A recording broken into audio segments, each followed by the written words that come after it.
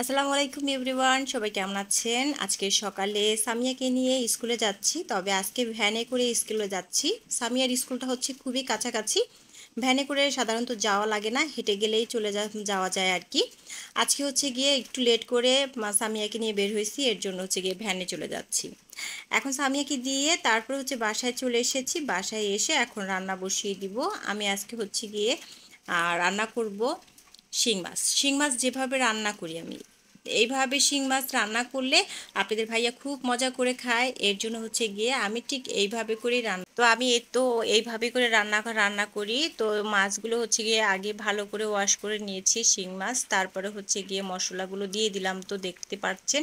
তো এখানে হচ্ছে গিয়ে আমি রসুন পেস্ট দিয়েছি, আর হচ্ছে জিরা গুঁড়া, ধনিয়া গুঁড়া, মরিচের গুঁড়া, হলুদের গুঁড়া, পেঁয়াজ কুচি, লবণ এবং তেল পরিমাণ মতো দিয়ে এখন সবজিগুলো দিয়ে দিলাম। সবজির মধ্যে দিয়ে দিয়েছি হচ্ছে গিয়ে আলু, আর সবজির মধ্যে দিয়েছি হচ্ছে গিয়ে এখানে আলু আর বেগুন, তবে টমেটো ছিল না, টমেটো দিলে আরও বেশি মজা লাগে।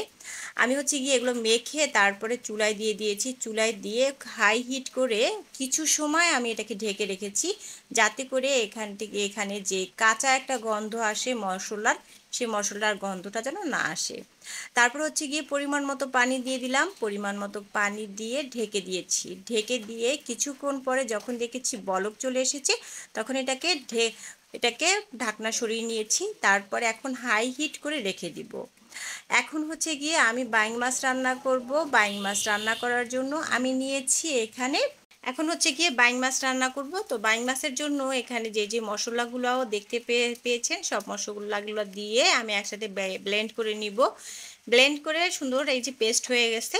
এখন হচ্ছে গিয়ে বাইং মাছ রান্না করব। আমি সামান্য পরিমাণ তেল দিয়েছি, কারণ যেহেতু নারকেল আছে, নারকেল থেকে কিন্তু এখানে তেল উঠবে, এর জন্য। এখন হচ্ছে গিয়ে ভালো করে কষিয়ে নিচ্ছি, যেন কাঁচা গন্ধটা না আসে মশলার থেকে। আর হচ্ছে গিয়ে ব্লেন্ডারটা অল্প একটু পানি দিয়ে ধুয়ে তারপর দিয়ে দিলাম। দেওয়ার পরে এখন হচ্ছে গিয়ে মাছগুলো দিয়ে দিব। মাছগুলো ভালো করে কষিয়ে নিব।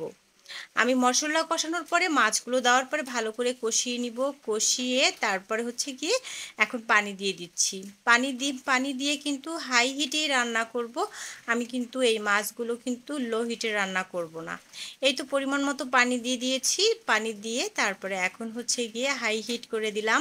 হাই হিট করে তারপরে যখন এটাকে গায়ে গায়ে মাখা মাখা হয়ে যাবে, তখন আমি এটাকে নামিয়ে নিব। আর হচ্ছে এখানে আমার এই যে মাছটা হয়ে গেছে, এটা হচ্ছে গিয়ে অল্প পরিমাণ ঝোল থাকবে, গায়ের সাথে মাখা মাখা একটু ঝোল থাকবে। এই ঝোল দিয়ে আপনাদের ভাইয়া খেতে খুব পছন্দ করে। তো যাই হোক, এই মাছটা রান্না করা হয়ে গেছে আমার। এখন বাইং মাছটাও রান্না করা হয়ে গেছে। তো এখন হচ্ছে গিয়ে খাবো। তো আমার এই ভিডিওটা আপনাদের কাছে কেমন লেগেছে জানাবেন, এবং ভালো লাগলে অবশ্যই একটা লাইক, একটা কমেন্ট করবেন। পেজটা ফলো দিয়ে পেজের সাথে থাকবেন। সবাই ভালো থাকবেন। আল্লাহ হাফেজ।